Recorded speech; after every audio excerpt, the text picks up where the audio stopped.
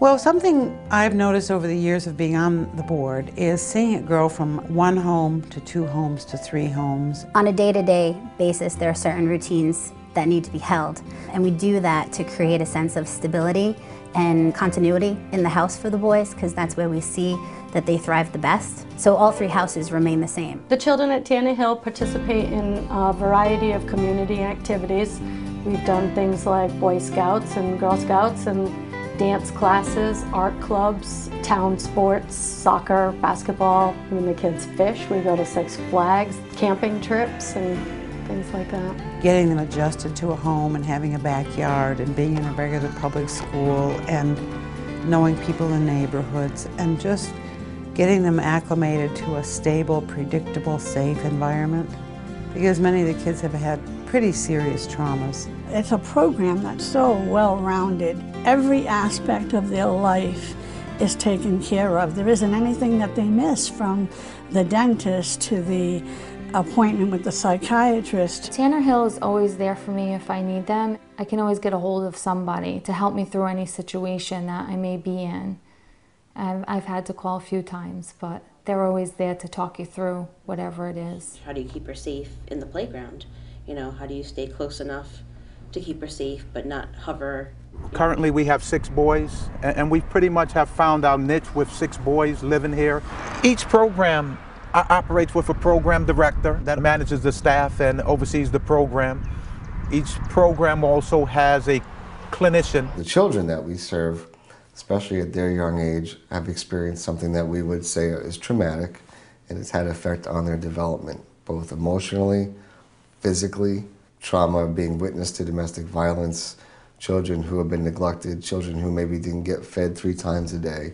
And then we have child care supervisors underneath the program director, and we have child care staff. I try to help the child to adjust to this is their home. I think sometimes they feel like it's been so long since they've been there that I try to help the child find his or her role in the family. We have a staff member who's a child care worker, but primarily does our cooking, our food purchasing, our food inventory, our house cleaning. A lot of it is just natural growth. Kids come and they don't know how to use a fork, and they don't know how to, they graduate from taking a bath to taking a shower. And so that person gets our kids off to school, and then at 2 o'clock our second shift comes on. Supervising the transition of the children home from school, anywhere from homework to the implementation of individual behavioral plans. So I'm there on the floor, you know, every day working with these boys. And then we have overnight staff that come on at 10 o'clock at night. There's somebody there 24 hours.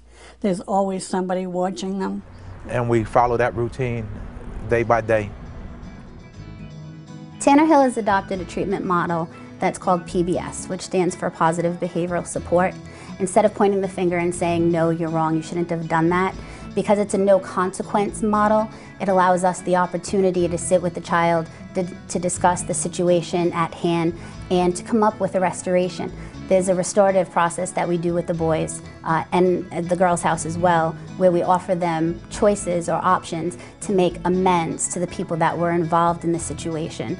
In essence, when the child starts seeing that we believe in them, they in turn start believing in themselves. They actually start caring for other people as well. It becomes a real emotion that they act on. You see them letting down their anger. They're able to control their own emotions more. They're able to articulate how they're feeling rather than just explode. And we've learned, like I have posters in my home all over with positive notes. I'll bring them over to the poster and I'll make him read it. And it's amazing, he'll stop and he'll go, I wasn't respectful, and I need to apologize to Pepe because I was too noisy this morning. You know, and for them to realize it on their own is fantastic. This is the children's world, and we have lots of dolls, from army figures to dinosaurs to animals. And what we'll do is we'll use the sand tray, which is a specific kind of instrument used in art therapy and play therapy. The idea is, in a creative way, have the child express their world inside that sandbox. We'll use different activities and different approaches, so they use these figures to act out those emotions in real life. Feel that emotion and express it and get it out. And it's not a one-shot deal, though. It's something that has to be done over and over and over again. I actually seen an ad in a magazine. It was like a brochure for things that you do with children in the summertime, and there was an ad in there about Tannerhill, and it had said, would you like to work with children with special needs? We actually started performing the service of foster care in February of 2006. Today, we have 40 children residing in foster homes throughout the state of Rhode Island. So that's actually a rapid growth in a short amount of time. The level of support that these children need is a greater involvement for a foster parent. Therefore, we try to support them at a higher level. Our stipend is pretty generous. Our support is 24 hours. Family coordinators are involved with foster parents. Again, our training program is one of the best in the state. I think living out in the country is nice and quiet for them. They're away from the hustle and bustle of all of the noisiness. And some of them in the beginning are like, they ask what kind of animals live in the woods and are they going to come into the yard. So there'll be a lot of kids. On a weekly basis, I help and I go check out the house and I speak with foster families and the foster children separately and together to make sure that there's no issues with either. If there are issues with either, we try to work through them. Because sometimes it takes them a while to break down those walls. Some of them, they never break down the walls, but many of them do. They come in and they just want to have stability, a family, a mom and a dad, sisters and brothers, and just be a part of something and not be alone. Because I'm a foster parent also through another agency, I know how difficult it is for foster families and for foster parents. So I like to be able to give them my personal experiences and be able to help them get past that. And now we're supporting the families more than just the kids too. And I think it goes deeper into the family. So we're trying to help the family before it completely ruptures. Our next program that we just launched this year is Strengthening Families, where we actually go into the homes and work with the family as a whole versus having the child being taken out of the home. My personal experience is that by the time the family gets to sit down with me for the first time, they've been through a whole lot. The children have been taken away. The family's experienced a lot of loss. There's a lot of confusion.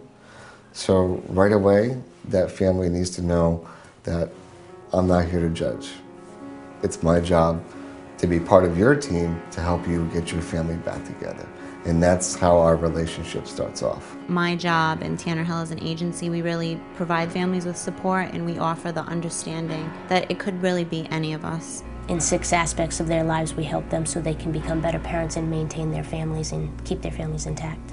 I've helped parents find housing, jobs, furniture, clothing. So we're impacting the families at both ends, at the preventative end before they disrupt, and we're also trying to insulate their services even after a child has been placed back home with them.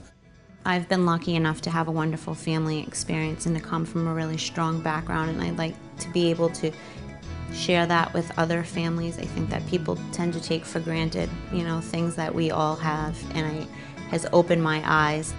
I'm very proud to be a member of the Tannerhill crew, and I feel that I'm doing something good. When I leave work every day, I have a little place in my heart where I'm content with what I've done that day and with the hope that I just might have made a difference, and it keeps me going back the next day.